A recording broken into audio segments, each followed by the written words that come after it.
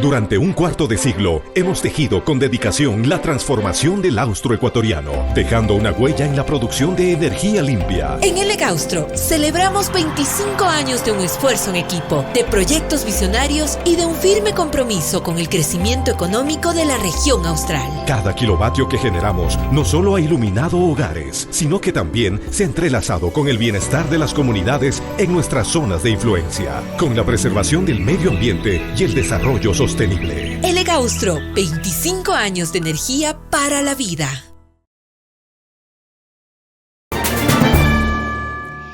Y a esta hora se encuentra ya con nosotros el doctor Andrés Martínez. Él es académico, catedrático universitario, investigador experto en Derecho Constitucional. Doctor Martínez, muy buenas noches. Gracias por acompañarnos. Pues quisiéramos iniciar este diálogo con este nuevo capítulo que se abre en esta novela en la que se han evidenciado todas las discrepancias entre el presidente de la República, Daniel Noboa, y su vicepresidenta, Verónica Abad. Ahora se ha solicitado desde el Ministerio del Trabajo o al Ministerio del Trabajo el inicio de un sumario administrativo por incumplimiento de funciones. De lo que se estaría hablando es de que se le habría solicitado a la vicepresidenta de la República, Verónica Abad, que llegue a Ankara antes del 1 de septiembre y ella habría llegado el 9 de septiembre, es decir, no se ha cumplido la fecha. Sería importante que usted pueda comentarnos primero qué es esto del sumario administrativo que estaría iniciando el Ministerio del Trabajo y qué efectos puede tener en la situación actual de la vicepresidenta y actual embajadora en Israel. Bienvenido, buenas noches. Buenas noches, estimada Rosana, un cordial saludo a las amigas y amigos que nos siguen en este prestigioso medio. Yo creo que, como usted bien señala, esta novela, que no es nada agradable, lastimosamente, para los ciudadanos ecuatorianos, quienes tenemos una novela paralela respecto de temas de seguridad, de empleo y en aspectos económicos, nos toca seguir precisamente una disputa interna, porque no es otra cosa que una disputa interna que el ciudadano ecuatoriano no debería seguir y que en este caso enfrenta al primer mandatario y dentro de la falta de institucionalidad al interior del Ejecutivo, presidente de la República y vicepresidenta. Quiero recalcar para poder contestar su pregunta, en primer lugar, que obviamente tanto presidente cuanto vicepresidente de la República son funcionarios electos por elección popular. Es decir, llegaron a ese cargo a través del voto del pueblo. No llegaron a través de un concurso de méritos y oposición. Y esto lo digo de manera clara para contestar la pregunta, en el sentido de que, ¿qué es un sumario administrativo?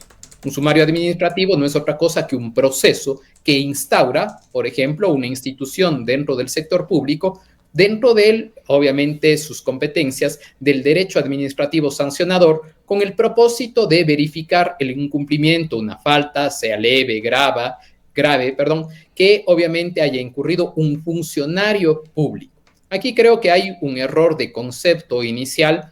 Yo creo que más allá de los temas políticos, que este es un tema eminentemente político respecto del reemplazo, del posible ya reemplazo del señor presidente de la República en tanto y en cuanto se candidatiza para una reelección, la Constitución es bastante clara y yo creo que este tipo de situaciones no hacen más que, creo que, demostrar una falta de conocimiento desde la perspectiva jurídica de los asesores y obviamente del equipo técnico que está por detrás, tanto en el Ministerio de Trabajo cuanto en la Presidencia de la República.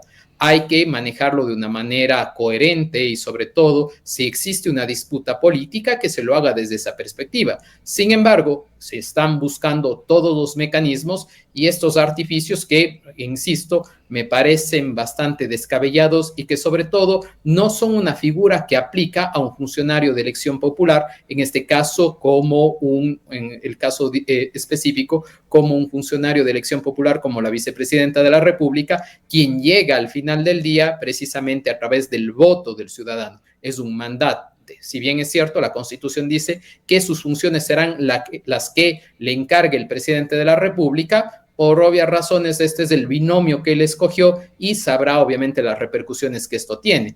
Más allá, ¿cuál es el tema de fondo? Y que creo que no tenemos que escaparnos. El tema de fondo es claro. La Constitución de la República señala que en caso de ausencia temporal o definitiva, en este caso sería temporal, del presidente de la República. Quien lo reemplazará será el vicepresidente o vicepresidenta de la República, que en este caso sería la señora Abad. Yo creo que no es tan difícil leer la norma constitucional y sobre todo buscar y sobre todo aplicar y que las cosas se resuelvan dentro de derecho y no dentro de estas situaciones que lastimosamente no hacen más que embarrar al derecho. Debemos asumir, doctor Martínez, que este es un nuevo intento del presidente de la República para destituir a la vicepresidenta en caso de que este sumario administrativo, más allá de las explicaciones que usted ya nos ha dado de esta descabellada posibilidad que ha asumido ahora el Ministerio del Trabajo, resuelva esta Secretaría de Estado, que efectivamente hay una falta grave de incumplimiento de funciones. No existe tampoco la posibilidad de una destitución. Bueno, yo creo que sería absurdo y yo creo que lo que intentaría hacer en este caso, estoy tratando de leer las intenciones por detrás, sería que en este caso el Ministerio de Trabajo inicie un proceso que, dicho sea de paso, si es un sumario administrativo, entre comillas, debería respetar el debido proceso y, respetando el debido proceso, la vicepresidenta de la República creo que primero debería establecer como una excepción previa en el sentido de decir que no es sujeto, en este caso, de un proceso de un sumario administrativo en este sentido y que no cabría llevarlo a cabo. En el supuesto que lleve y que se dé el proceso, entre comillas, de destitución, yo me imagino que lo que quiere la presidencia de la República es remitirlo a el legislativo con el propósito de decir que incumplió funciones y al haber incumplido funciones se proceda con el proceso de destitución. Y por supuesto, en este caso, que el presidente de la República envíe una terna para reemplazarlo. Sin embargo, mal haría el legislativo de seguirle el juego en este sentido, porque al final del día creo que, como lo he explicado, es bastante traído de los cabellos y no va desde una perspectiva del derecho. Pero además, Andrés, para que la Asamblea Nacional proceda con una destitución por incumplimiento de funciones, tendría que iniciar un juicio político. Sí, o en su defecto iniciar un proceso no necesariamente por incumplimiento de funciones, sino también a través de un juicio político, sino sería también a través de un proceso de destitución. Un proceso de destitución que aplica tanto a presidente cuanto a vicepresidente de la República. Ahora, ¿qué efectos otros podría tener este inicio de sumario administrativo y las conclusiones a las que llegue el Ministerio del Trabajo respecto de la posición o situación de la vicepresidenta? Yo creo que en primer lugar el Ministerio de Trabajo ni siquiera es competente para llevar a cabo el sumario administrativo, porque insisto, es respecto de un funcionario público que sea contratado o que sea de carrera respectivamente. Y en el caso, insisto, de la vicepresidenta de la República, es una funcionaria de elección popular. Más allá de cualquier conclusión que llegue, yo creo que la misma estaría viciada y por obvias razones restaría todo nivel de veracidad.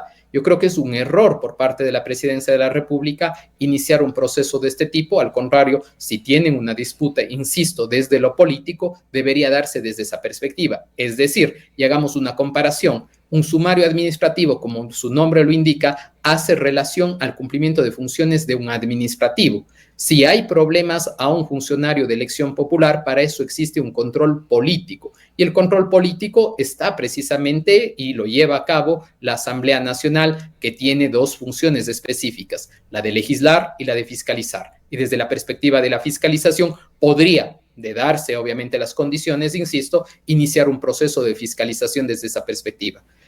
Yo creo, y aquí previamente en este noticiero se hablaba de los candidatos y precisamente nos enfrentamos dentro de poco, en febrero, a unas elecciones, tanto de asambleístas cuanto de presidente y vicepresidenta de la República. No estaría mal que como ciudadanos nos cuestionemos y nos preguntemos si realmente las personas que llegan a estos cargos están preparados. Lastimosamente, en un alto porcentaje yo diría que no están preparados y en el caso que no estén preparados, la pregunta que se haría a la mayor parte de la ciudadanía es, al menos tienen asesores y sus asesores se supone que tienen un conocimiento técnico. Y digo se suponen porque estamos viendo que no se ve claramente que tienen un conocimiento técnico y se debería tratar, insisto, desde una perspectiva del derecho y no haciendo este tipo de actos que intentan confundir a la ciudadanía y yo creo que desviar la atención.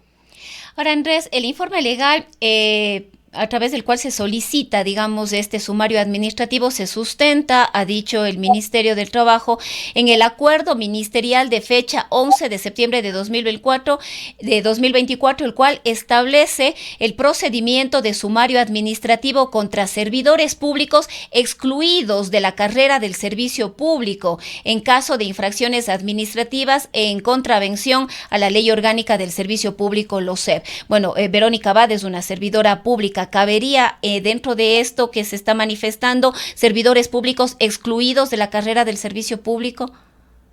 Claro, pero si nos damos cuenta de manera clara, haciendo alusión a lo que se señala, la señora Abad estaría cumpliendo funciones públicas porque fueron un encargo del presidente de la República.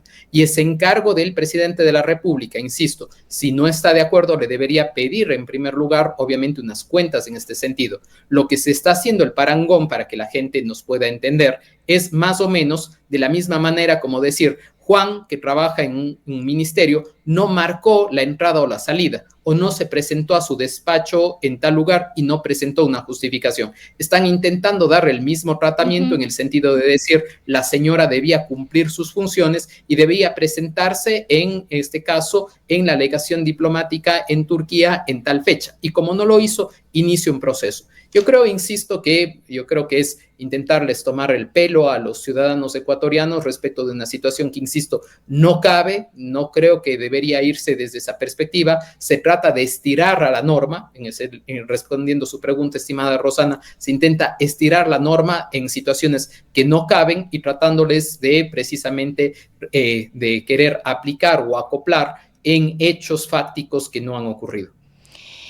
Ahora, ¿en qué instancia debería resolverse este tema? Entendemos que la señora vicepresidenta asumirá una defensa respecto de este sumario administrativo, tendrá efectivamente que defenderse, pero ¿qué será? ¿El propio ministerio, una inspectoría del trabajo? ¿En qué instancia debería a la final resolverse, ya más allá de lo que usted ya nos ha explicado, que no es legal, no cabe, pero en qué instancia debería a la final resolverse?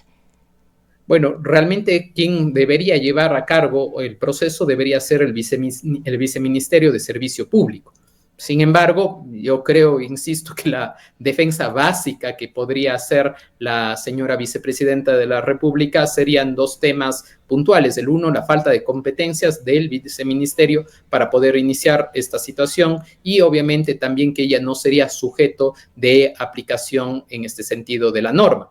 ¿Cómo se debería en el caso que obviamente se intentaría, si usted quiere, al final del día tratar de generar un proceso de fiscalización en este sentido? Insisto, debería ser desde una perspectiva que lo que cabe, desde el punto de vista del control político. Y desde el punto de vista del control político, realizar en este caso un proceso a través del cual intente y sobre todo verifique en este caso cómo la Asamblea ha visto que, en teoría, no estaría cumpliendo sus funciones, y en tanto en cuanto no cumpliría sus funciones, podría obviamente de pronto iniciar un proceso en este sentido. Pero caso contrario, mal podría aplicarlo, como acabo de señalar, porque si vemos desde las perspectivas del control de acción del gobierno, es decir, del control político, los artículos 129 y siguientes de la Constitución, para iniciar un juicio político contra el presidente o vicepresidente son por delitos establecidos contra la seguridad del Estado,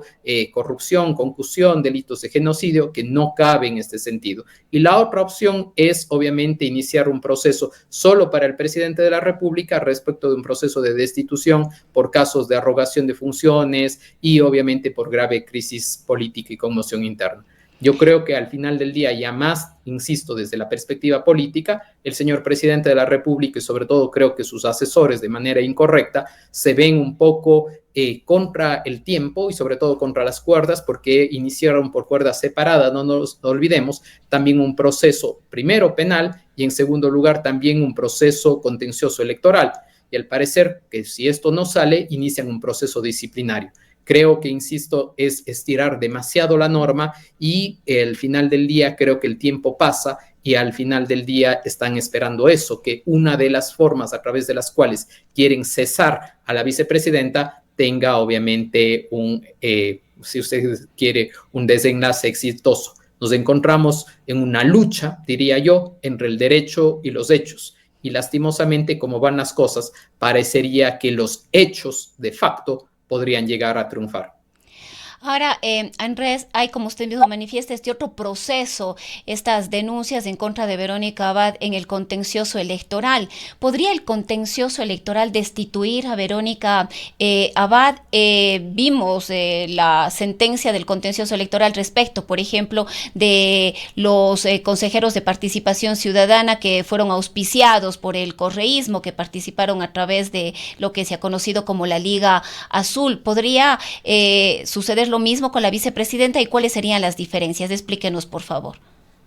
Bueno, yo creo que lo primero que habría que darnos cuenta y es el hecho de cuál es la infracción cometida y en este caso cuál sería la pena a la cual estaría sometida. Es decir, a ella se le acusa obviamente de haber realizado previamente actos electorales antes de campaña. La pregunta sería, si usted quiere, proporcional la pena que se le quisiera imponer en este sentido, ¿cómo sería la destitución?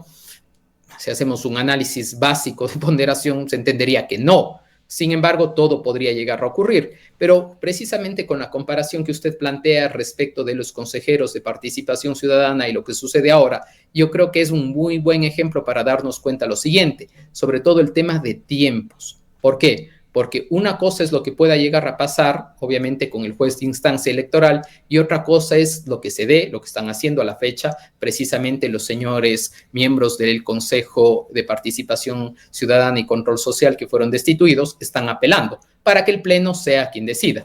Ahí estamos hablando de plazos. Y si se llega a dar en el caso de la señora Abad en el contencioso electoral, pasaría algo similar. Es decir, en el supuesto que primero el juez diga que se le destituye, ella podría apelar y pasaría el tiempo. Y si pasa el tiempo, de pronto ya estaríamos obviamente dentro del proceso electoral y el presidente de la República debería pedir su licencia y esa licencia automáticamente, según lo que dispone la Constitución, no dice un instrumento, no dice un protocolo, no dice un estatuto, dice la máxima norma que rige al Estado. La Constitución de la República es clara: a falta del presidente de la República, ausencia temporal o definitiva, en este caso, insisto, sería temporal, asume el vicepresidente o vicepresidenta de la República.